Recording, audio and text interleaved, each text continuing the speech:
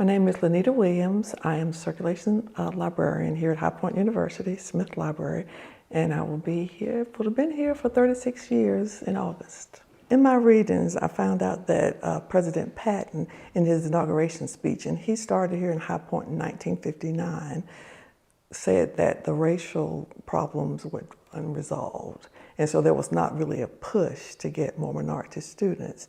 But in 1961, they did have their first student enrolled, which was Ammie Jenkins. But I never looked at it in terms of, hey, I'm the first. I was so focused on, hey, I'm going to college, right? And the interesting thing about even in line, waiting to get my classes, I would, they had the long line, and when we are signing up for classes, I would feel someone who would jerk on my jacket or something, and I'd look around to see who it was, and the students would just look ahead like, what are you looking for, you know? I get up to the desk, and I get ready to register where they're registering you for classes. And you know, lots of the normal classes that you would take during your first year, they told me they were closed. The classes were closed, that, you know, I couldn't get in that. So my first year in school, I ended up playing field hockey. I took geology, and they would tell me Russian history.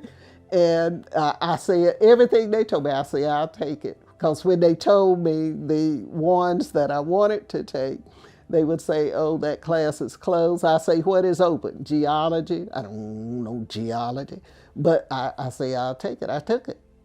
I guess the worst thing could happen would be the spitballs.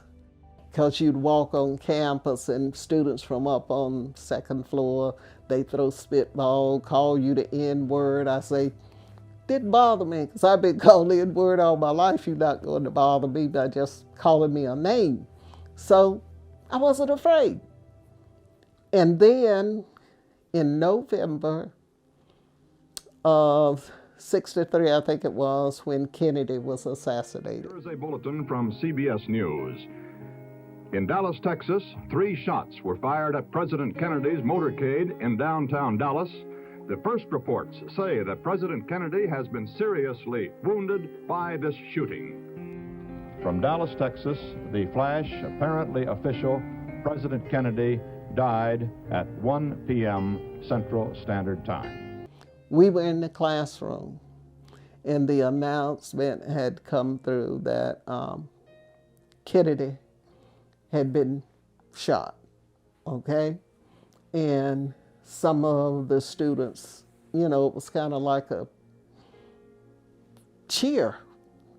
And the professor didn't even say anything, you know, because, you know, Kennedy was not well thought of during those times. Especially in the South. So that is the first time I felt fear, the first time. This is a white guy who is President of the United States.